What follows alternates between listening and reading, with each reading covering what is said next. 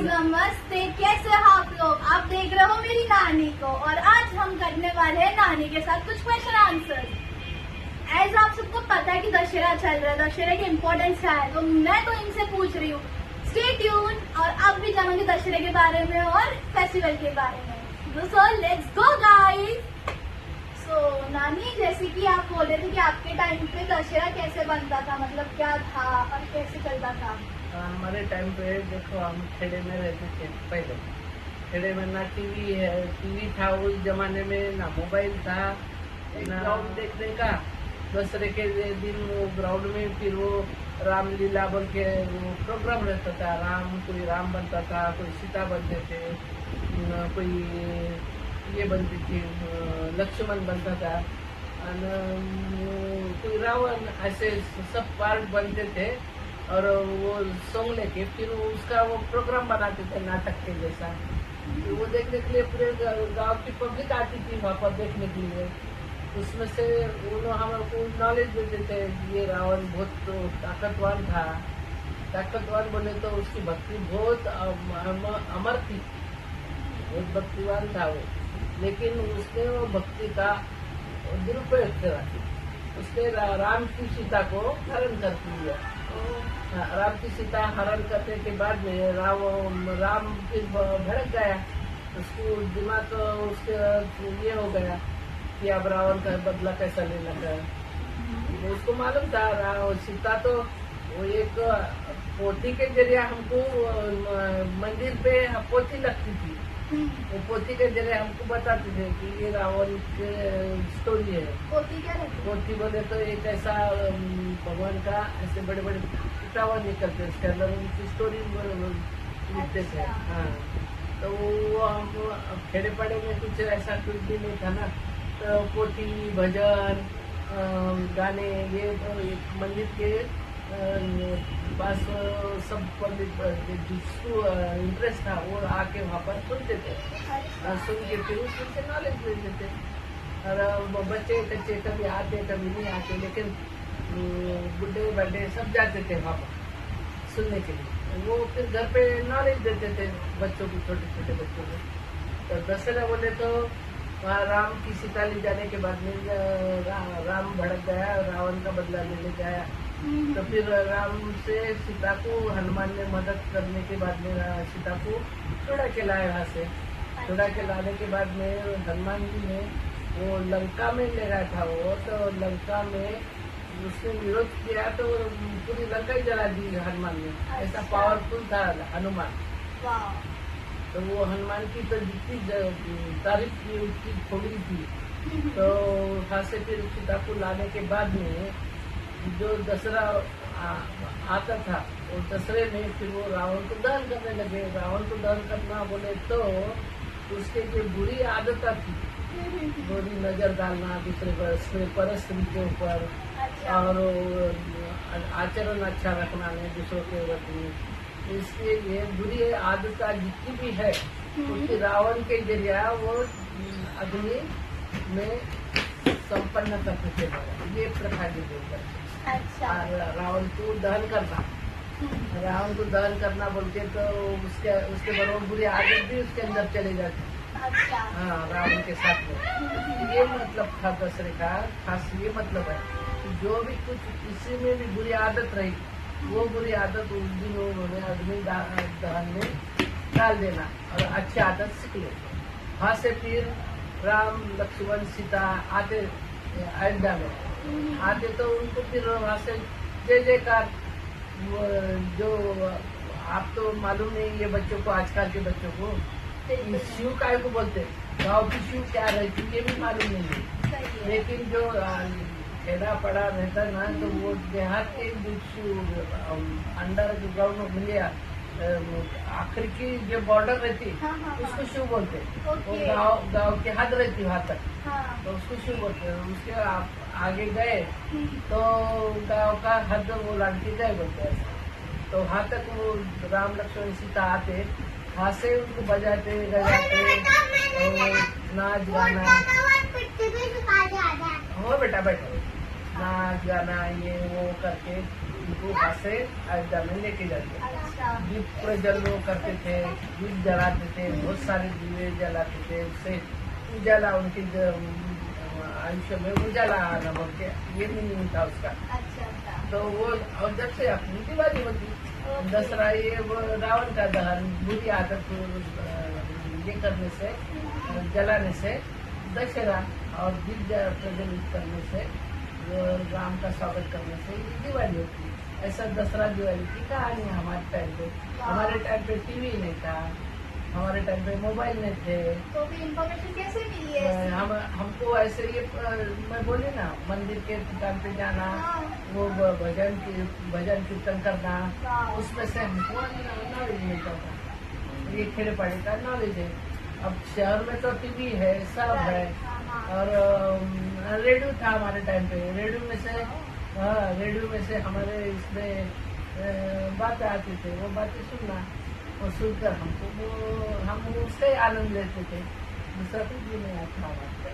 अरे वाह नानी। जैसे कि अभी देखो आपने बोला कि रामायण में ये, तो पर्टिकुलरली ऐसे कौन से लेसन थे, ऐसे कौन सी कहानी है, ऐसी तुम क्या सीख देना चाहते हो रामायण में से आजकल के लोगों को? क्योंकि आजकल के बच्चों को तो वैसे भी रामायण पता नहीं है, नहीं, मुझे भी नहीं पता, इसलिए तो ये वीडियो बन रही है। उसके साथ साथ मतलब कैसे क्या क्या हमने सीखना चाहिए हमारे लिए, वो बता दो। तुम्हारे लिए अभी एक बात है, राम राज्य बोले तो सत्य का राज्य। हाँ, सत्य बोलना, अच्छा चलन चलना, किसी से झूठ नहीं करना, किसी की फजीती नहीं करना, किसी के पीछे चुगली नहीं करना, ये सब व्यवस्थित से चलना बोले तो राम राज्य। और उसमें कोई ये इससे ना किसी का किसी को गुस्सा नहीं, किसी का किसी को राग नहीं, कुछ भी नहीं। वो सब अपने अपने पद्धति से चलने वाले लोग। तो इसीलिए राम राज्य का को बोलते हैं कि ये गुण इसके अंदर है, इसीलिए राम राज्य बोलते हैं। इसीलिए आज के दुनिया में राम राज्य का मालूमात नहीं है, तो इसलिए आज की दुनिया में भी अपना अच्छा चलन, अच्छा बर्ताव, किसी के बदले में अच्छी भावना ये व्यक्त कर, इसका एक मूल्य। जैसे अपन बोलते ना अभी सत्युग खत्म होगी, कलयुग चालू हो गया, कलयुग में। तो वैसे आज अपन कलयुग में है। अच्छा अच्छा तो ये कलयुग में बोले तो अपने को सब झूठा बोलने को लगा था कलयुग बोले, तो इसमें मिनिमम लोग झूठे बोलते और बर्ताव भी वाइट रहता है इनका। और नजरिया भी लोगों की बदल गई है।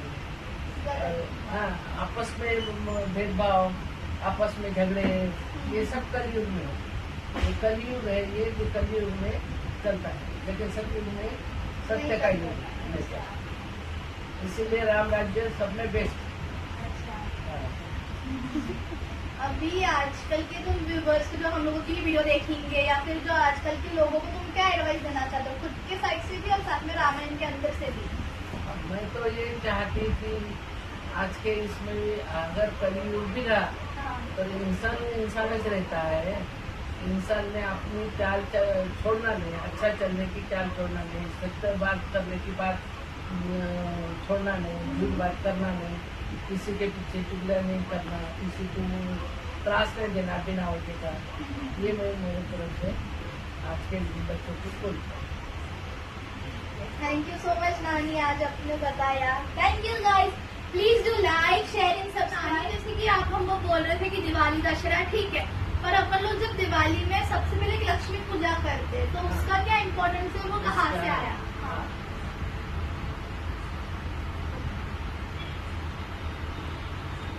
करेंगे अपन लोग जैसे दिवाली बनाते, दशहरा बनाते, तो उसके पहले एक लक्ष्मी पूजा बनाते, तो लक्ष्मी पूजा का इम्पोर्टेंस क्या है, वो कहाँ से आता है?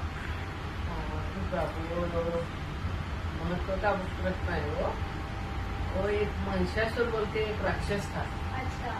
वो सब मानवों को, देवताओं को, सबको परेशान करता था। उसको क्या लगता था कि मैं तीन स्टेट का मैं राजा बनूंगा, स्वर्ग, मृत्यु, पाताल। मतलब जो तीनों लेवल्स रहते हैं अपने लाइफ को, उसमें मैं राजा बनना, सब मेरी नीचे झुक के रहना, ऐसा उसको लगता था। लेकिन जब वो देवता को भी उन्होंने बंदी कर लिए थे वो राक्षस ने। तो जब माता फिर प्रकट हो गई वो तुलजा भवानी बोल के एक देवी है। तो उसको क्या लगता था कि मैं मेरी अर्धांगिनी बना लूंगा। हाँ, ये उसकी भावना थी। हाँ, अर्धांगिनी बोले तो पत्नी बना लूंगा। हाँ, तो ऐसा उसको लगता था कि मैं किसी को मेरे सामने ऊपर जाने नहीं दूंगा, पावरफुल रखूंगा ही नहीं, मैं सबको मैं पावरफुल बताऊंगा, ऐसी उसकी भावना रहती। जब तुलजा भवानी ने जब अवतार ले लिया कि मेरे सब परिवार को ये राक्षस बेमतलब का त्रास दे रहा है, तो इसको मैं बताती वो क्या। तो फिर वो उसके पीछे तुलजा भवानी के पीछे लगा ये महिषासुर। तो तुलजा भवानी ने फिर पहले अपनी माता को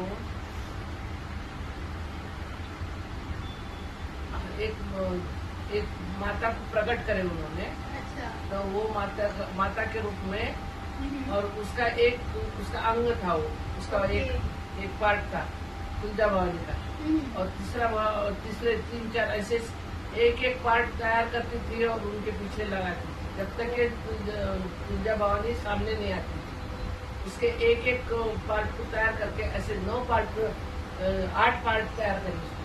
तो 8 देवियां तैयार करके उनसे लड़ने को लगाई। जब फिर आखिरी उसका वो 8 देवियां भी थोड़ा कमजोर पड़ गई उसके सामने। तो जब तुलजा भवानी प्रकट हो गई, जब तुलजा भवानी और वो 8 देवियां ऐसे सब मिलके महिषासुर का वध कर दी। हाँ, तो ये उसको वध करने के बाद में फिर वो पावरफुल हो गए ना। हाँ, देवी। तो देवी पावरफुल हो गई, थक गई, लड़ के थक गई। तो इसलिए फिर दिवाली दशहरे में उसका वो शांत थाने पे बैठ जाती। फिर वो थोड़ा ध्यान लगा के बैठती। फिर बाद में थोड़ा नींद भी लेती, आराम लेती। फिर उसके बाद में दिवाली में फिर वो फ्रेश हो जाती। और फ्रेश होने के बाद में फिर सब लोग उसका जय जयकार करने लगे देवी का, और उसको उसकी लक्ष्मी पूजन की ऐसी पूजा मानते थे। उसको लक्ष्मी पूजन की पूजा मान के सब अपना नमस्कार करते थे देवी को। तो सब लोग उसका जय जयकार करते थे। जब से उसको नाम भी दिया है माता को, महिषासुर मर्दिनी बोल के ऐसा नाम भी दिया उसको। हाँ, ऐसा उसने वध करे वाला है इसका राक्षस का। अच्छा।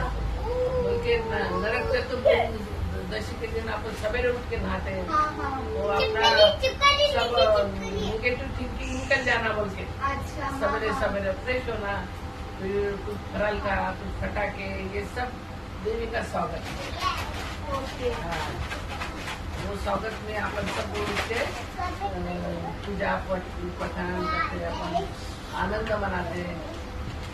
ऐसी दिवाली की कहानी लक्ष्मी पूजन ये करते हैं। ओके, बहुत अच्छा लगा। इससे पहले पता ही नहीं था हम लोगों को। चलो ठीक है, चलो फिर। सो मच नानी आज आपने बताया। Thank you guys. Please do like, share and subscribe. और अगर आपको ऐसे इन्फॉर्मेटिव वीडियोस चाहिए तो प्लीज मेरे चैनल पे आइए, शो योर सपोर्ट प्लीज।